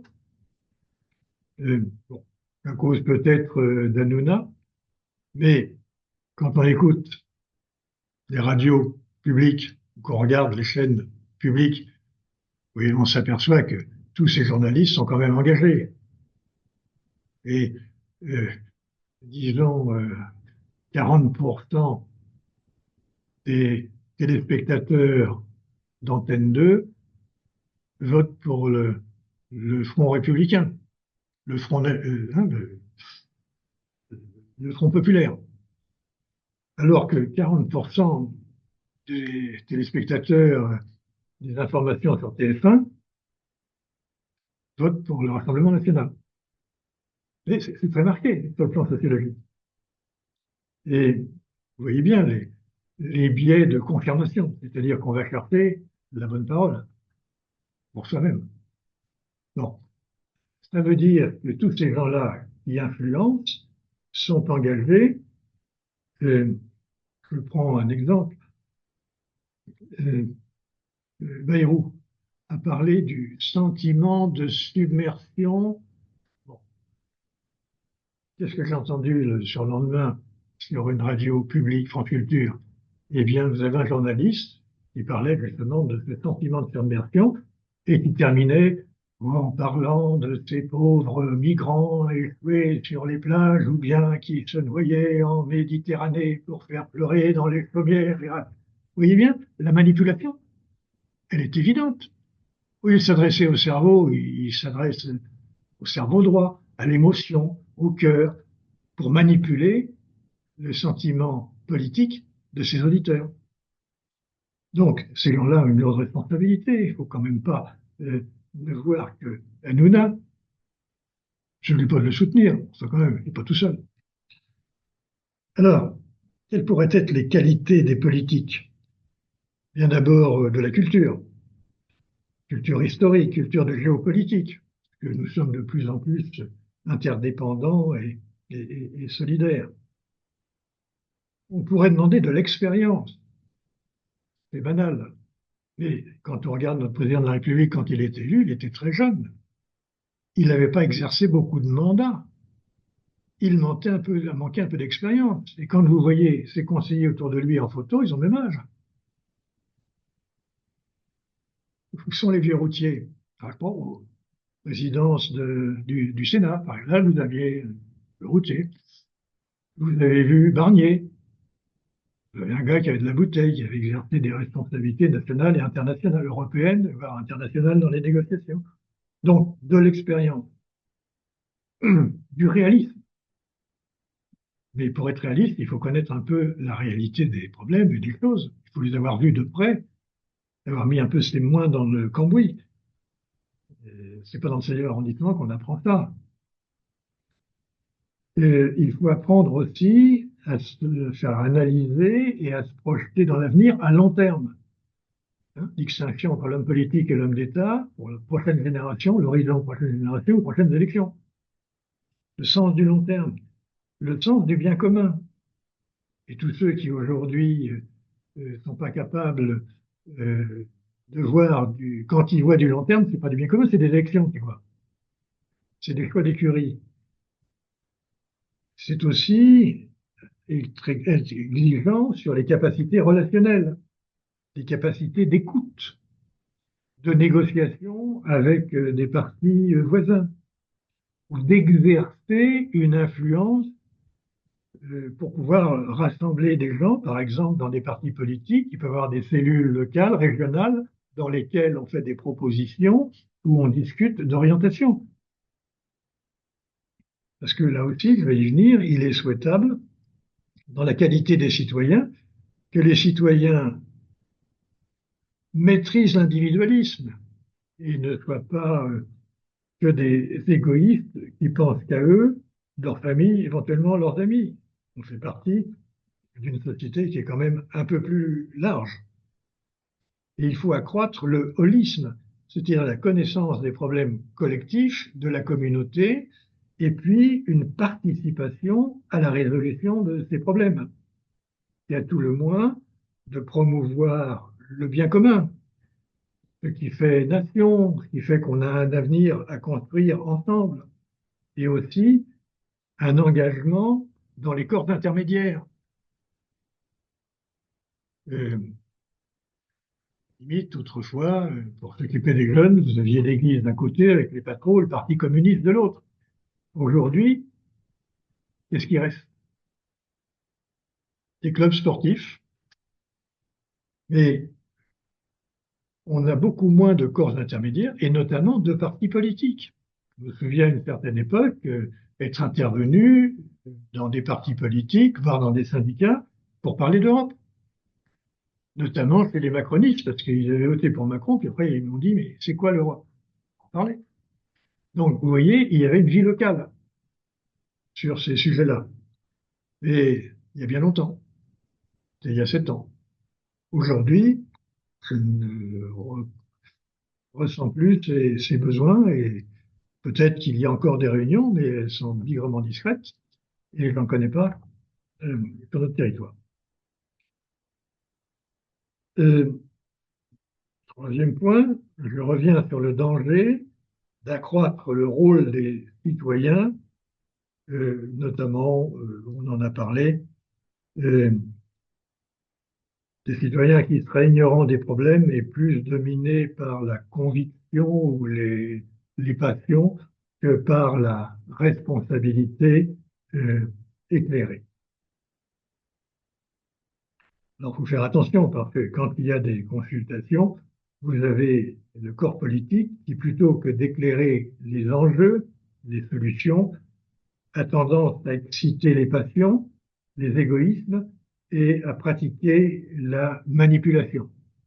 Alors, à la fois par la communication, mais aussi maintenant par les réseaux sociaux et puis encore par l'IA.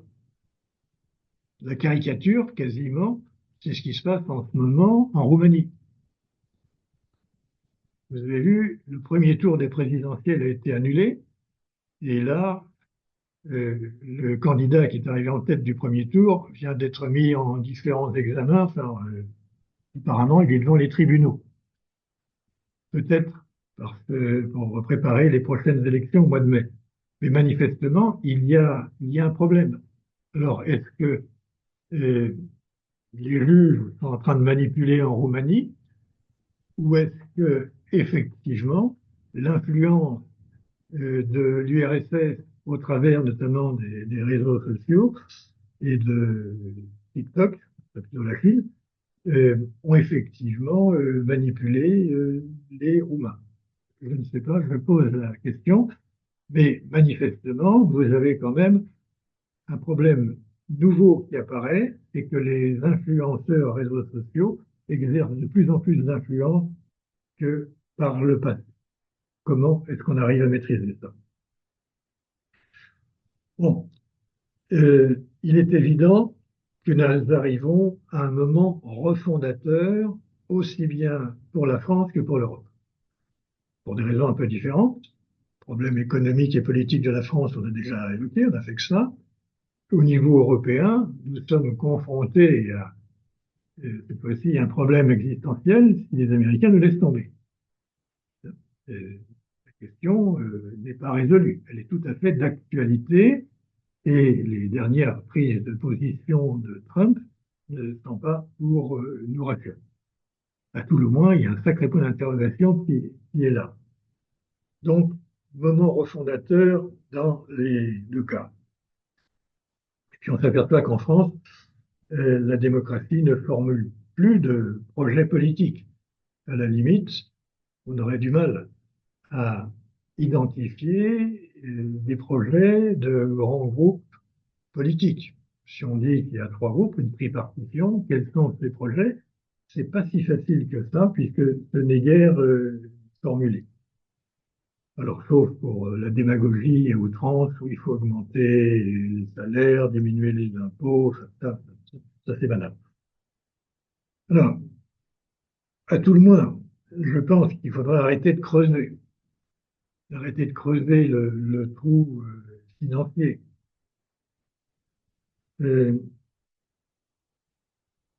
L'endettement est manifestement, enfin manifestement, tout le monde ne le voit pas, mais devient excessif pour la France. Il faudrait qu'on arrive à bâillonner les pyromanes, aussi bien les filles que RN qui font de la démagogie en proposant de travailler moins, de partir plutôt à la retraite, d'augmenter pas les cotisations mais les prestations sans tout. Enfin, les pyromanes irresponsables devraient pouvoir être réduits au silence, ce qui n'est pas tout à fait le cas encore. Il serait souhaitable d'écouter les pompiers plutôt que les pyromanes. Il serait souhaitable aussi de se comparer aux voisins qui réussissent. Parce qu'il y en a qui réussissent en Europe avec les mêmes contraintes européennes que nous. Ce qui veut dire que l'origine des problèmes, c'est pas l'Europe, même si elle a sa part de responsabilité, mais c'est les politiques que nous avons conduites depuis des décennies. Il faudra arriver à disqualifier les journalistes qui font de la démagogie et qui cultivent l'émotion de leurs auditeurs pour orienter leur suffrage. Il faudrait diminuer un peu le recours aux passions et puis donner plus de part à la raison. Donc, on en arrive à penser que changer de constitution n'est pas une nécessité. Souvent, j'entends dire qu'il faut passer à la 6e République. Non. Le problème essentiel, il n'est pas constitutionnel. On peut faire des modifications institutionnelles sans toucher à la Constitution, c'est un premier point. Donc ça veut dire que c'est plus facile et c'est plus proche. Changer la loi électorale, on peut le faire. À la limite, presque tous les partis seraient favorables à la proportionnelle. Alors laquelle? Il y a plusieurs dispositions de proportionnelle qui sont possibles. Et si on veut que les députés soient moins éloignés, au lieu d'avoir des listes nationales, on peut avoir des listes régionales. Ce serait au-delà des circonscriptions actuelles, mais en deçà d'une circonscription purement nationale. Bon, donc j'en étais à dire que le changement de la Constitution n'est pas nécessaire, mais changer de comportement devient indispensable.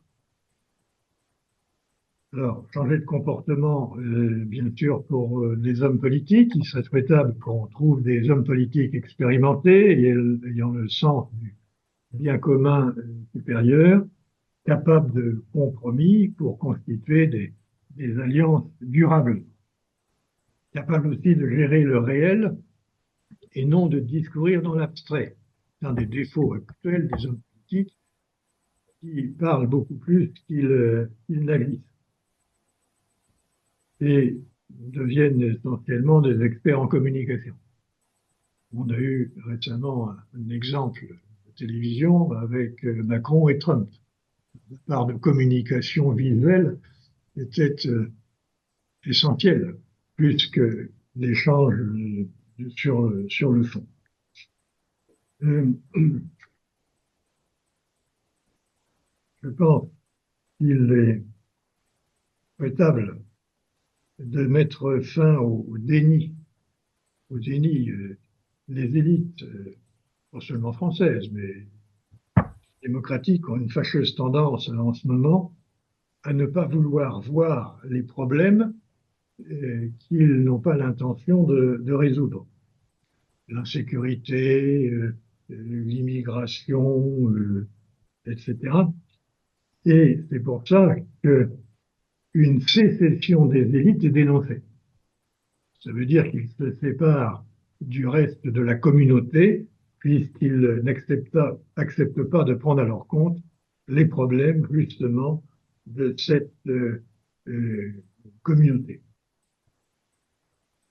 D'ailleurs, les choses peuvent évoluer puisque, bien sûr, les observateurs l'ont dit depuis longtemps, la littérature sur le sujet, mais plus récemment, vous avez une littérature qui est plus vigoureuse. C'est Vance, le vice-président américain, à Munich, qui dit aux dirigeants européens vous ne respectez pas la liberté d'expression parce que vous avez peur de vos peuples que vous n'écoutez pas. Autrement dit, c'est bien une autre façon de dire que la sécession des élites existe et que le déni est trop pratiqué. Alors là, il faut faire attention parce que ça veut dire que les partis d'extrême droite bénéficient maintenant du soutien de la présidence américaine. Trump, Vance, Elon Musk, etc., ils poussent dans le même sens. Donc, si on ne veut pas que ces extrêmes arrivent au pouvoir, eh bien, comme je l'ai dit par ailleurs, il ne s'agit pas de condamner leur expression, mais il s'agit de traiter les causes qui provoquent leur succès chez les électeurs.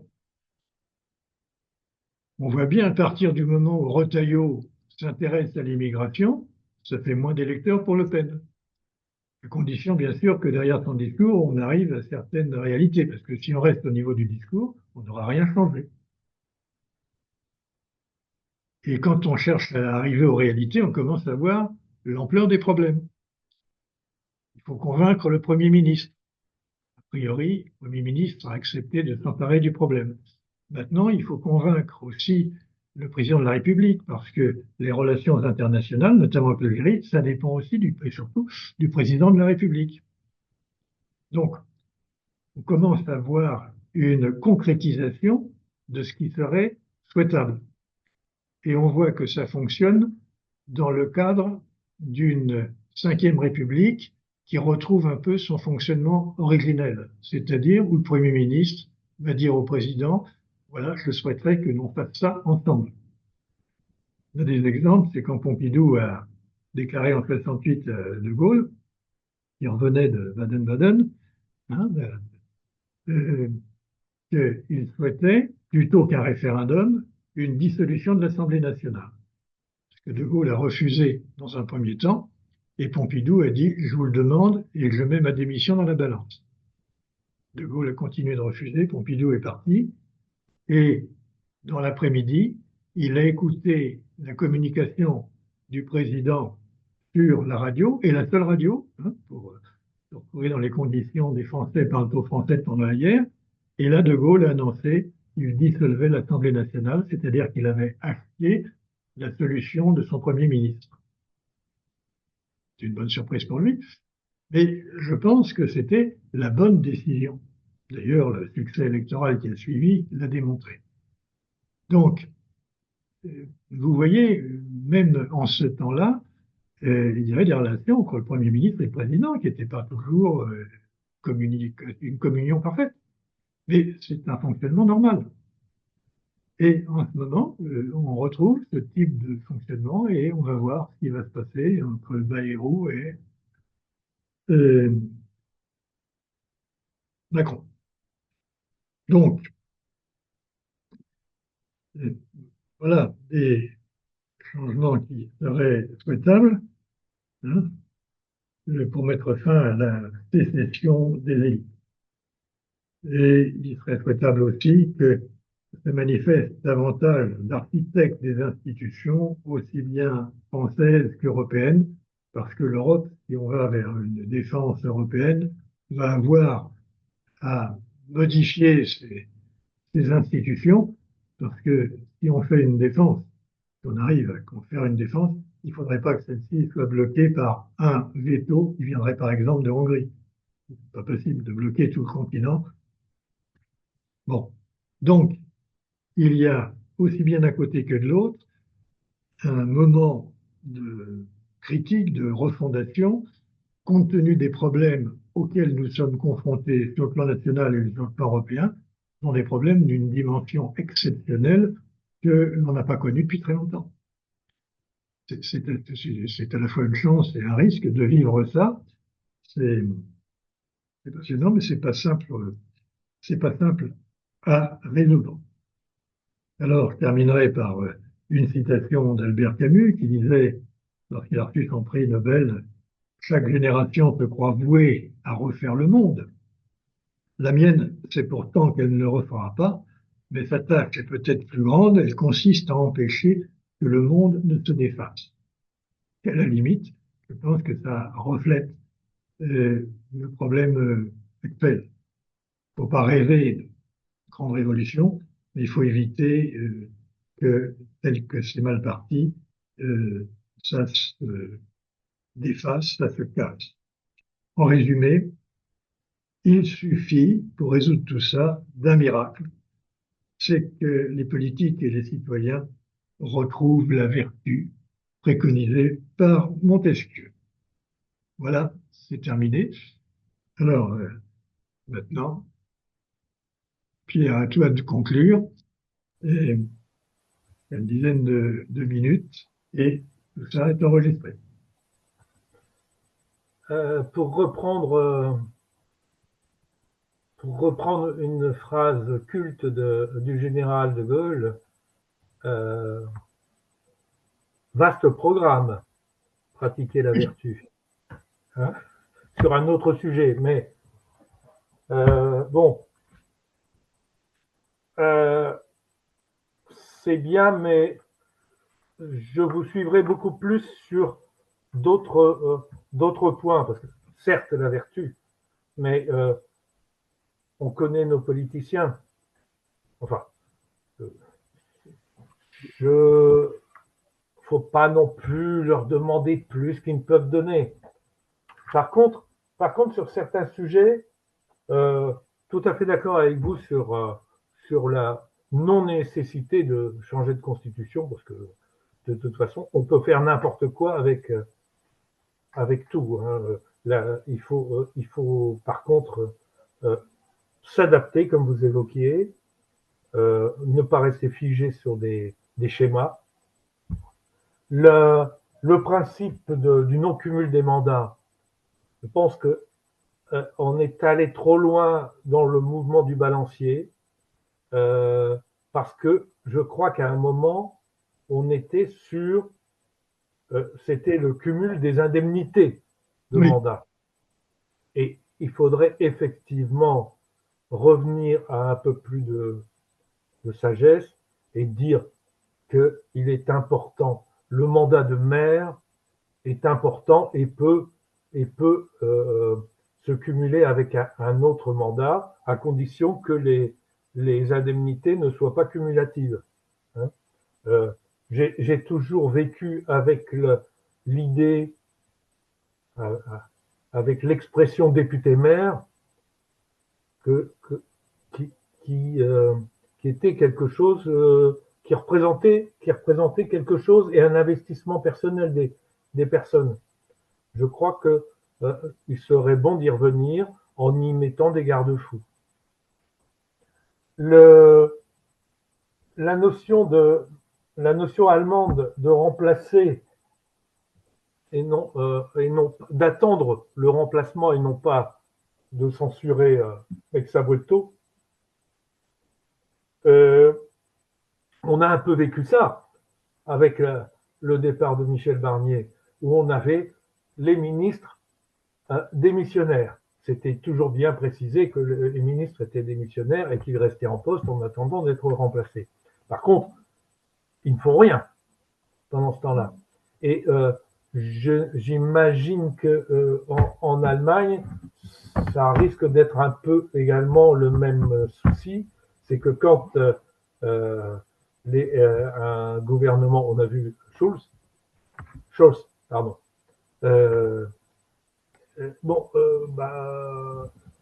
ces derniers temps, il n'a plus avancé et il est resté en stand-by en attendant d'être remplacé. Le gros problème, effectivement, dans ce genre de cas de figure, c'est que on est un peu dans l'attente du successeur qui prendra les décisions. C'est un peu l'inconvénient. C'est un moindre mal, je vous l'accorde, mais ça ne fait pas avancer le schmilblick.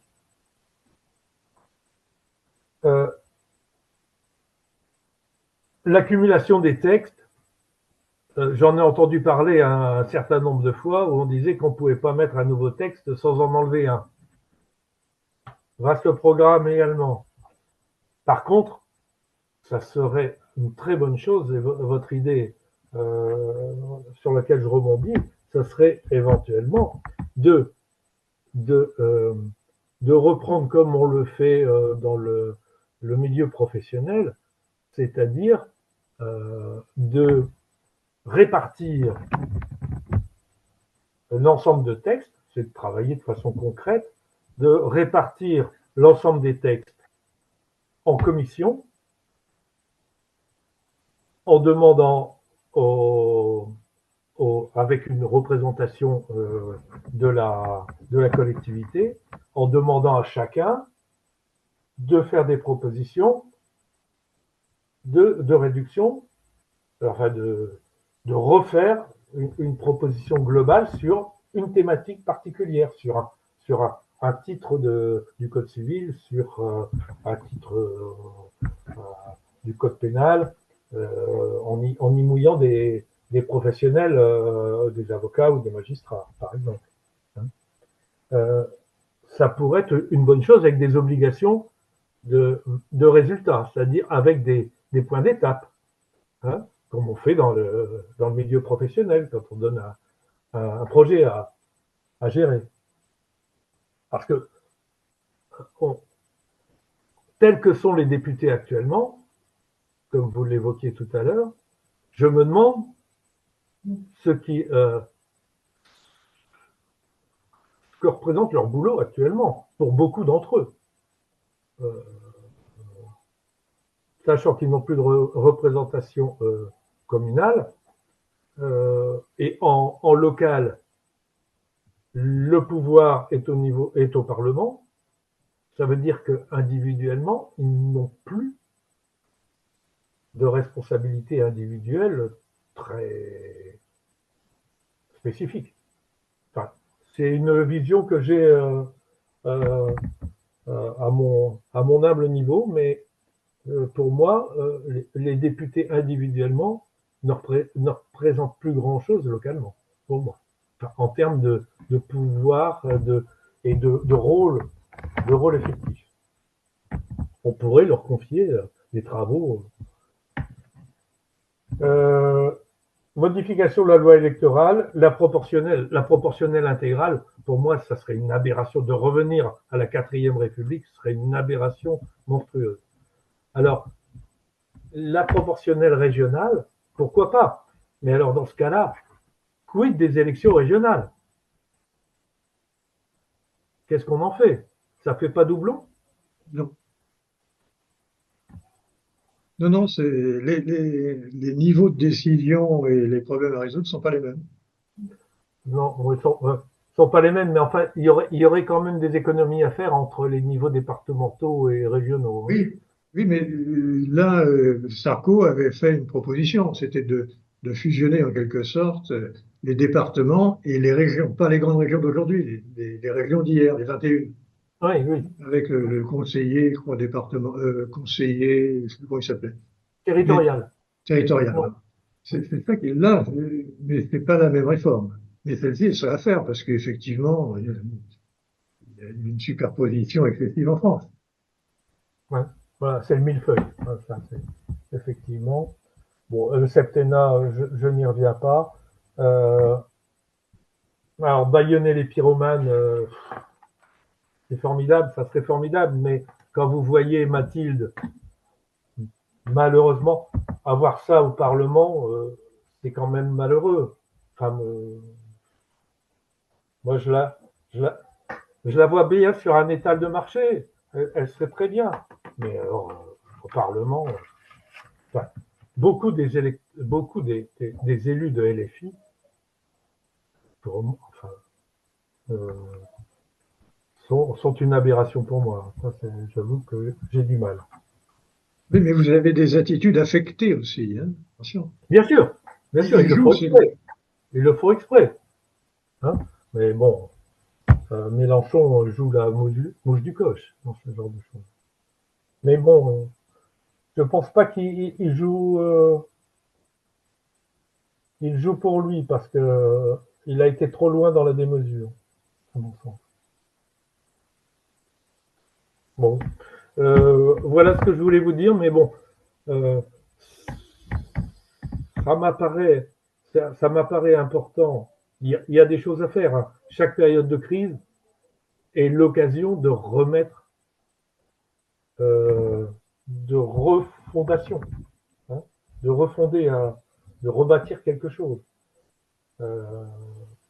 Mais bon, il faut que quelqu'un prenne ça à bras le corps. Comme vous dites, il faut que les discours soient suivis d'actes. Hein.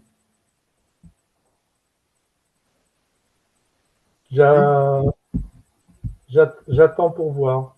Je ne sais pas ce que Bayrou va faire. Vous n'avez pas été sans voir que il a réussi contre toute attente à sauver sa peau. On a essayé de l'avoir par d'autres moyens. Oui. C'est impressionnant. Hein, hein. Et là, vous voyez comment ça s'appelle ce journal, Mediapart. Mediapart, qui est avec des gens intelligents, hein, mais très dangereux de ce fait. Hein, très dangereux. Ils sortent des dossiers quand il faut, hein, au moment où il faut. Oui, mais ça, c'est une perversion de la politique, c'est pas son fonctionnement normal. Ou du journalisme. Oui, ils ne sont pas désintéressés quand même. Non, non, non. non, non.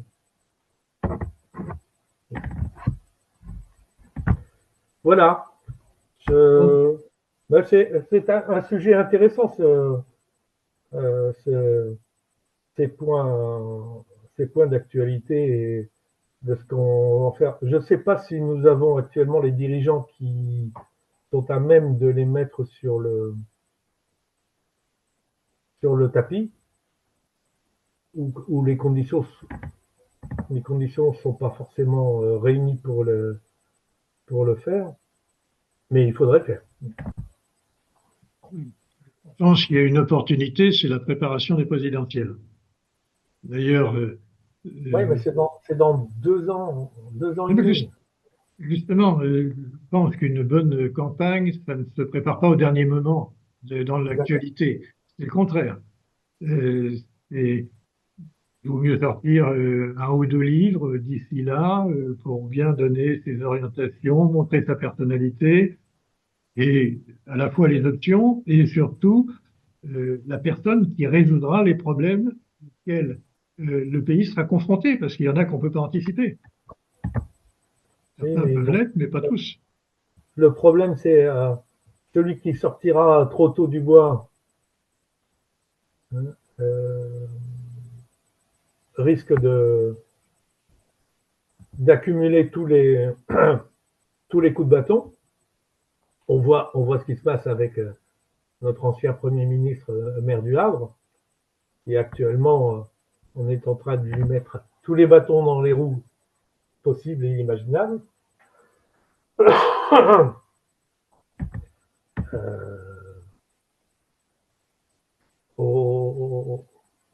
Chez les Républicains, on voit la même chose du côté des partis socialistes, hein, entre Faure et vous avez l'ancien président qui se frotte les mains parce qu'il adore ce genre de situation. Hein. Il n'a jamais rien pu faire au pouvoir, mais alors, qu'est-ce qu'il aime les campagnes électorales? C'est invraisemblable. Mais bon,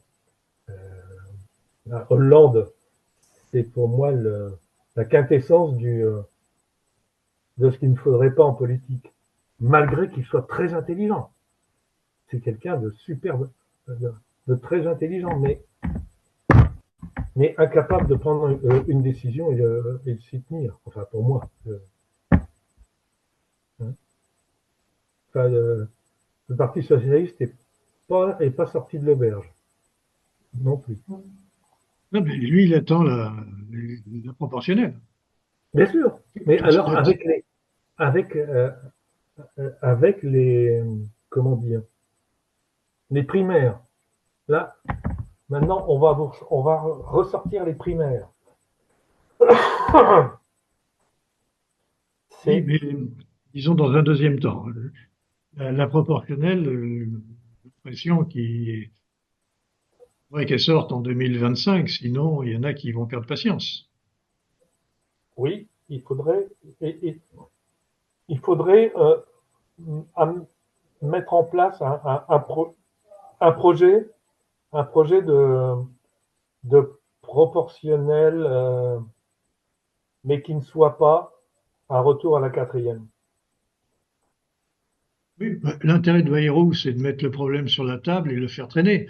Parce que quand la loi sera adoptée, il n'est pas sûr qu'il survivra longtemps derrière.